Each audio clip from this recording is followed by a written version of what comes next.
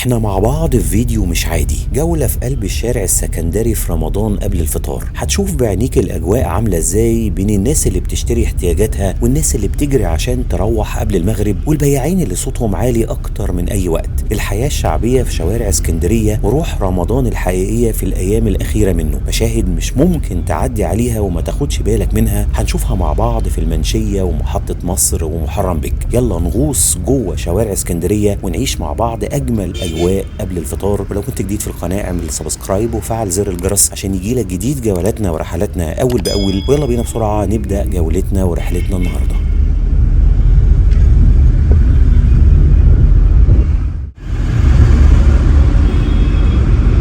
رحلتنا مع بعض بدأت من جنب البحر، وما دمنا في اسكندرية فلازم نبتدي من البحر ومن على الكورنيش.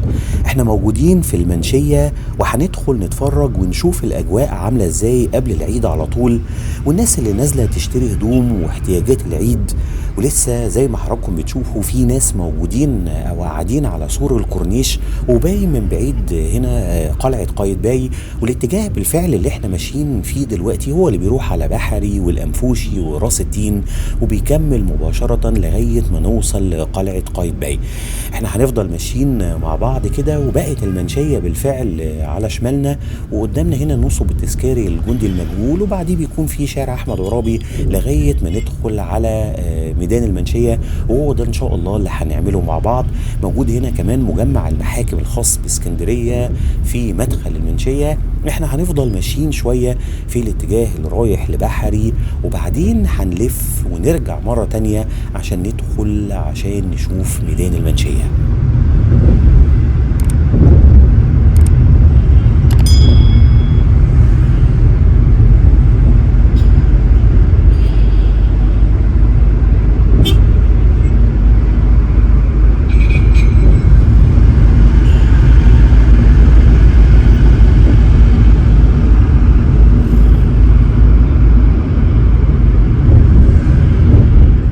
خلاص هنلف من اليوتيرن اللي جاي ده دلوقتي، واحنا لسه مع بعض في المنشية واللي بتعتبر من اقدم واشهر احياء اسكندرية.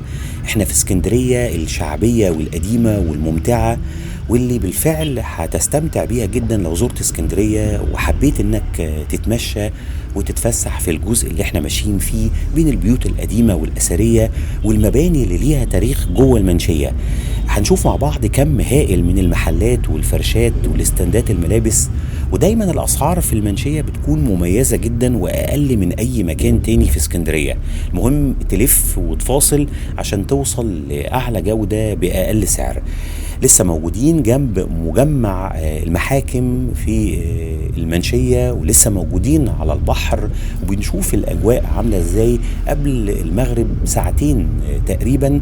وهندخل مع بعض من جنب النصب التذكاري للجندي المجهول عشان نكمل الرحلة في ميدان عرابي وميدان المنشية.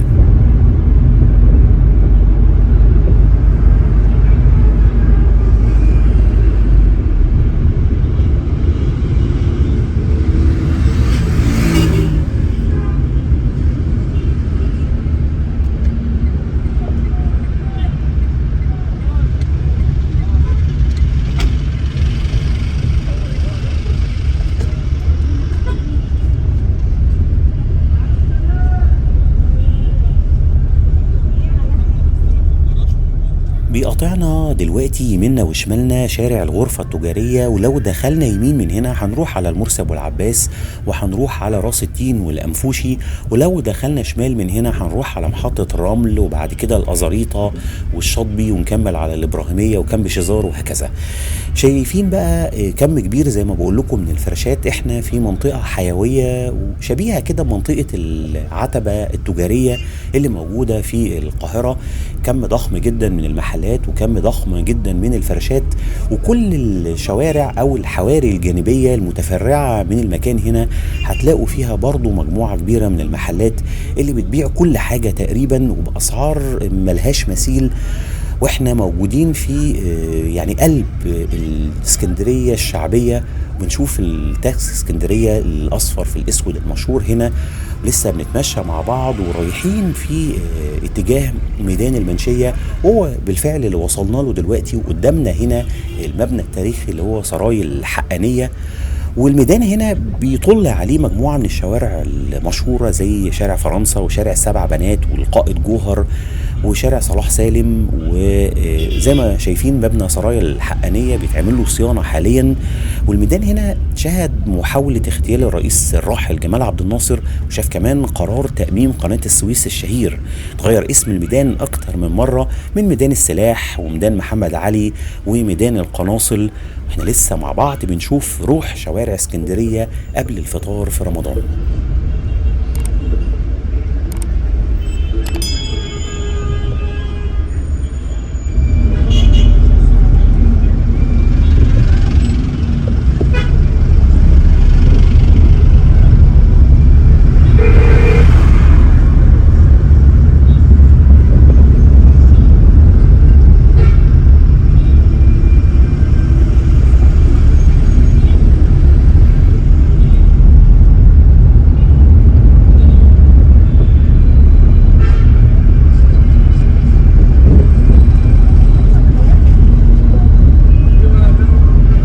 لسه موجودين جوه ميدان المنشية، وقدامنا معلم مهم جدا من معالم الميدان، وهو تمثال محمد علي باشا اللي قاعد فوق الحصان كده في وسط الميدان مباشرة.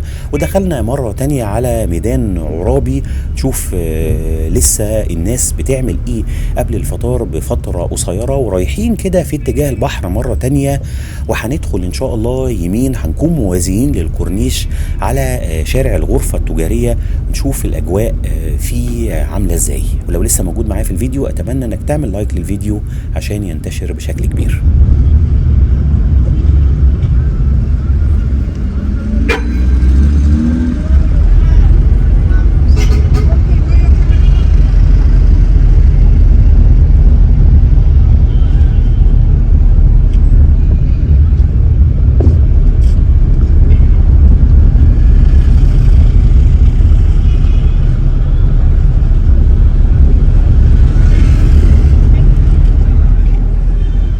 احنا بقينا موجودين في شارع الغرفة التجارية، وماشيين فوق شريط الترماي، ورايحين على محطة الرمل ووسط البلد في اسكندرية.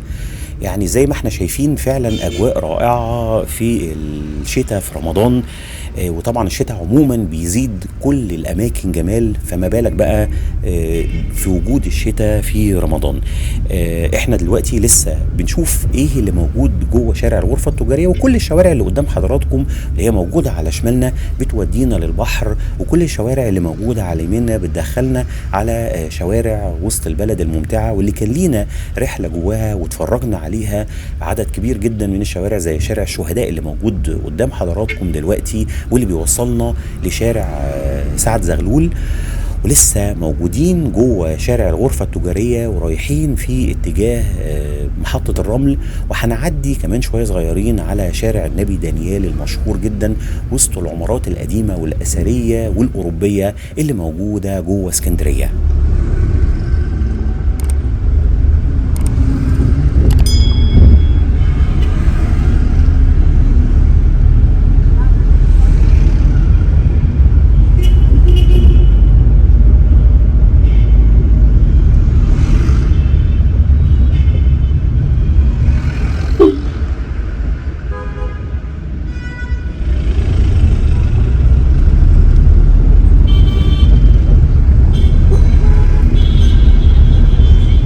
احنا دلوقتي موجودين في ميدان سعد زغلول، وده تمثال سعد زغلول اللي موجود على البحر مباشرة في اسكندرية، وداخلين بقى على محطة الرمل.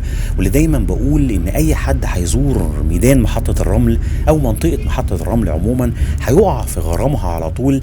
ميدان اوروبي تحب انك تقعد فيه وتاكل فيه وتشرب فيه، موجود فيه عدد ضخم جدا من المطاعم والكافيهات، وموجود فيه مكتبات، وموجود فيه محطة الترماي الرئيسية اللي موجودة هنا، ومجموعة كبيرة من العمارات اللي محتاجة قدر من الصيانة والدهان عشان يرجع ليها لونها القديم واللي بدأت بيه وبالفعل فعلا الترماي ده مدي شكل مختلف. بس لو يعني عملنا تخطيط للشوارع اللي موجودة هنا هيكون الموضوع أجمل بكتير. احنا رايحين كده في اتجاه الأزاريطة والجامع اللي هنشوفه دلوقتي، وهنشوف المأذنة بتاعته. طبعا كل الشوارع دي بتودينا للبحر، والمأذنة دي خاصة بجامع القائد إبراهيم اللي موجود هنا في محطة الرمل، وما زال الترماي موجود على شمالنا.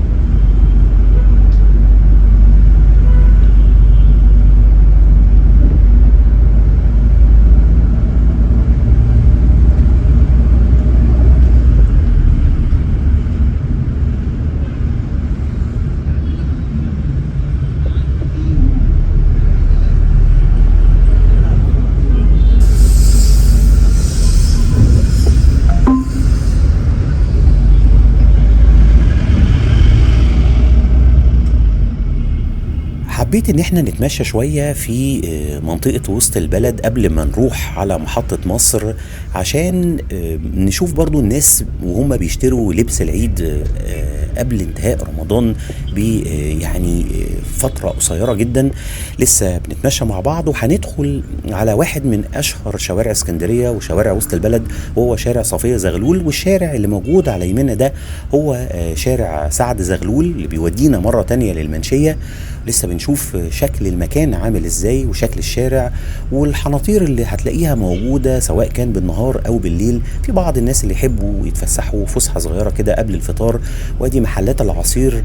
واللي يعني زي ما بقول لكم كده القصب بيقل شوية في الفترة دي، وبيبتدي بقى يعرض مشروبات رمضان اللي كلنا بنحبها، الصوبيا والكركديه والخروب والتمر هندي. يعني عدد كبير جدا من المشروبات موجود هنا. مول من المولات اللي موجوده جوه شارع صفيه زغلول، وهو مول اليكسا تاور. واحنا رايحين وهيقاطعنا دلوقتي شارع سلطان حسين. يمين هنروح على شارع صلاح سالم، وشمال هنروح على شارع ابو قير. وما زلنا جوه وسط البلد في اسكندريه. ولو لسه موجود معايا في الفيديو، اتمنى انك تعمل لايك للفيديو عشان ينتشر بشكل كبير.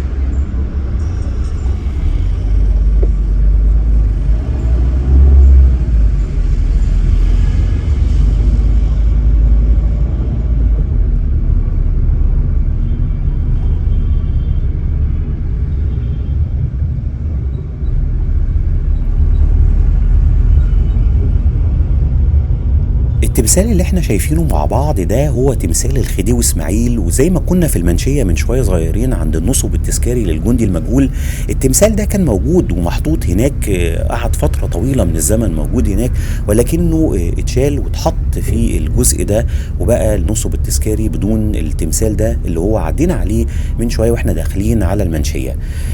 شايفين احنا لسه مكملين طريقنا في شارع صفية زغلول، والجزء اللي على شمالنا او الشارع اللي جاي على شمالنا ده لو كملناه او دخلنا فيه هنروح على استاد اسكندرية الدولي.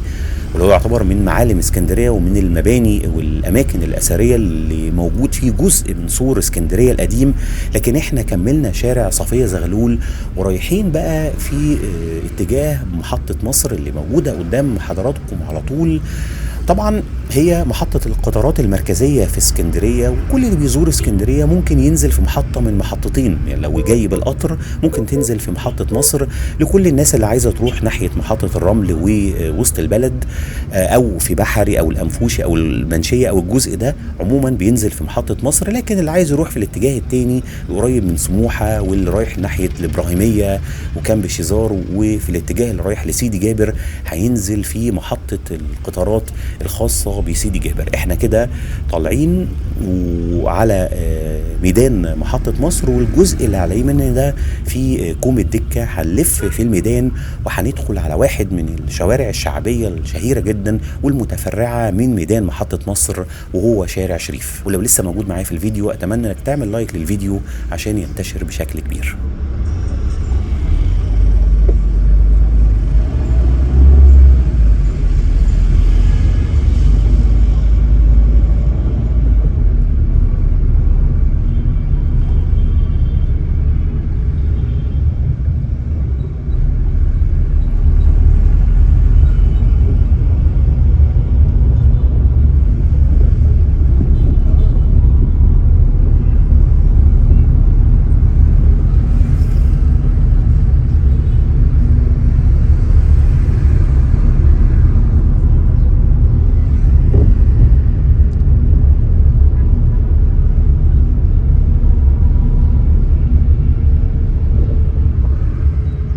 احنا بالفعل بقينا موجودين في شارع شريف وبنشوف الناس اللي بتصلي العصر في الجزء اللي احنا شايفينه مع بعض هنا قدام مول من المولات الشهيرة، وهو اللي موجود على شمالنا دلوقتي، وهو مول سوق محطة مصر. في واحد اهو من العربيات اللي بتوزع العرقسوس كده قبل الفطار في شوارع اسكندرية الشعبية. احنا بالفعل في واحد من الشوارع الشعبية جدا، وبرضو احنا ماشيين فوق قضيب الترماي، ولكن الترماي اللي بيمشي على القضيب ده هنشوفه كمان شويه صغيرين، هو ترماي من الترمايات العتيقه. بتشوف الاجواء عامله ازاي قبل الفطار بفتره قصيره، والناس اللي شاريه الفطار والخضار والفاكهه اللي موجوده بكثافه جدا جوه الشوارع هنا. حتى موجود كمان استندات الملابس في الشوارع هنا. وادي الترماي اللي قلت لحضراتكم عليه الترماي الاصفر، لان في 3 انواع من او يمكن 4 انواع من الترمايات في اسكندريه، ده واحد منهم. وشفنا الترماي الازرق وفي الترماي الاصفر الحديث شويه، وفي ترماي لونه احمر كمان. لسه موجودين جوه شارع شريف ولسه فوق قضيب الترماي. موجود زي ما احنا شايفين مجموعة كده من المحلات اللي بتبيع الأساس شبيه بمنطقة المناصرة اللي موجودة في القاهرة. واحنا لسه هنتمشى شوية وهنروح على شارع عمود السواري.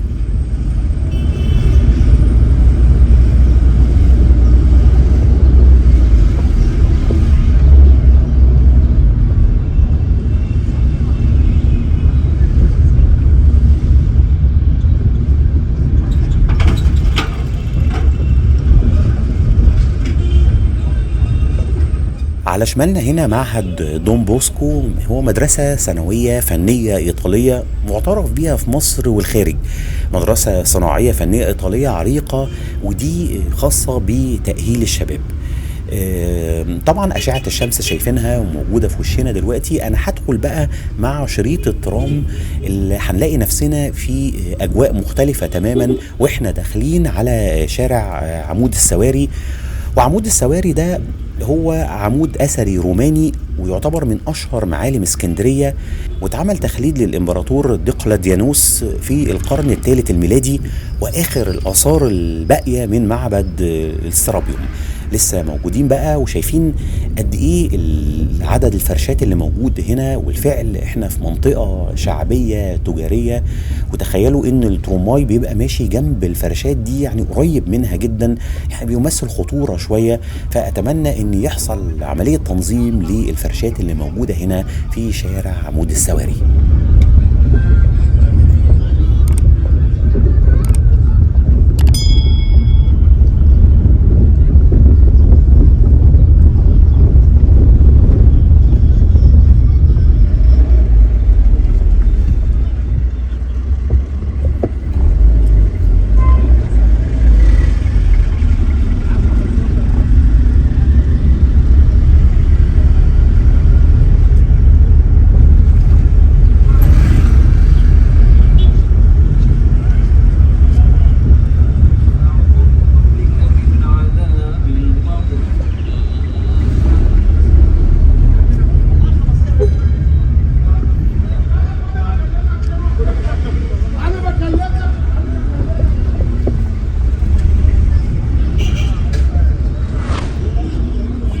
رجعنا مرة تانية لميدان محطة مصر، وهندخل نزور شارع شعبي قديم كمان، وهو شارع محرم بك. الشارع اللي قدامنا على طول ده هو شارع محمود سلامة، واللي جنبه على طول واللي هندخل فيه هو شارع محرم بك.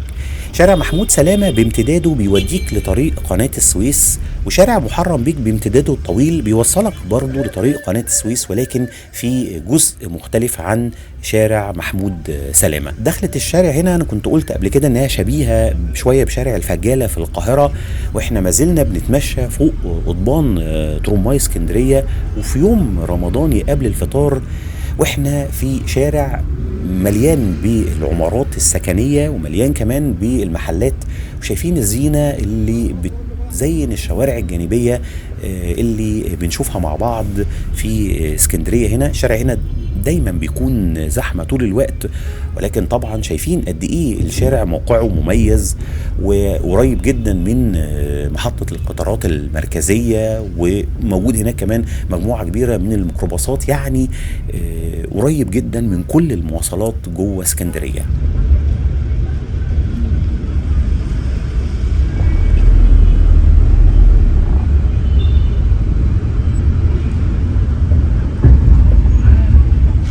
ادي بقى اشكال الترميات، تقريبا عدينا على 3 اشكال من اشكال الترميات. ده الترماي الاصفر الحديث، واللي قبليه اللي قبليه كان القديم، وشفنا الترماي الاخضر، وادي الاصفر القديم شويه. ولسه بنتمشى مع بعض جوه شارع محرم بك، واحد من الشوارع الشعبيه ومنطقه من المناطق الجميله جدا. لو جيت اسكندريه ادعوك انك تزورها وتتمشى كده وسط الحياه الشعبيه في الشوارع، وتبتدي بقى تقارن ما بين الحياة الشعبية في القاهرة والحياة الشعبية في اسكندرية والحياة الشعبية في المحافظات اللي جايين من المنصورة والزقازيق والمحلة، واللي بيزوروا عروس البحر المتوسط يقارنوا كده ما بين شوارعهم ومناطقهم الشعبية والمناطق اللي موجودة جوه اسكندرية. ولو لسه موجود معايا في الفيديو اتمنى انك تعمل لايك للفيديو عشان ينتشر بشكل كبير.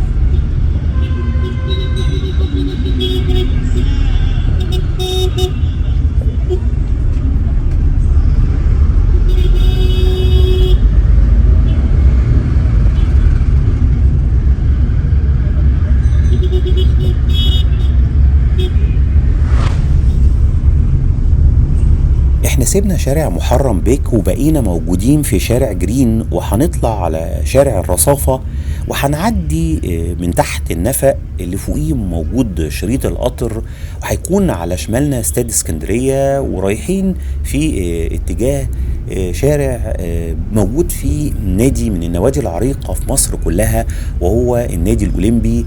وهنكمل شوية وبعدين هنروح إن شاء الله على ميدان أحمد زويل، ونطلع بقى على شارع أبو قير اللي هننهي من عنده رحلتنا مع بعض بإذن الله. أدي النفق اللي بقول لحضراتكم عليه، هنعدي النفق ده وبعديه على طول بيكون احنا لسه موجودين في شارع الرصافة، وقدامنا هنا مستشفى الرمد العام اللي موجود او اللي موجودة جوه اسكندرية. وهنتمشى شوية زي ما بقول لحضراتكم، وهندخل على الشارع اللي في وشنا على طول، وباين اهو الاضواء الكاشفة الخاصة بالنادي الاولمبي، وهو النادي اللي موجود على شمالنا دلوقتي.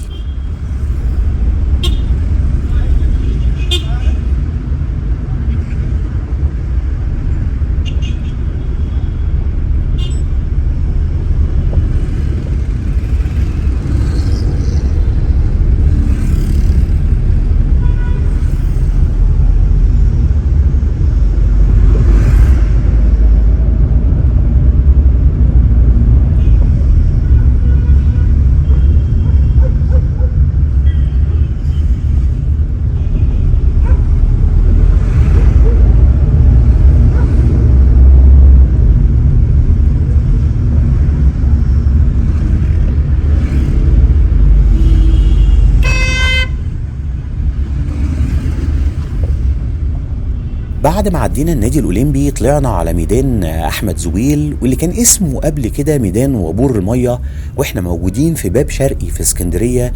واتغير اسم الميدان ده سنه 2018 تكريم للعالم الكبير الدكتور احمد زويل الله يرحمه.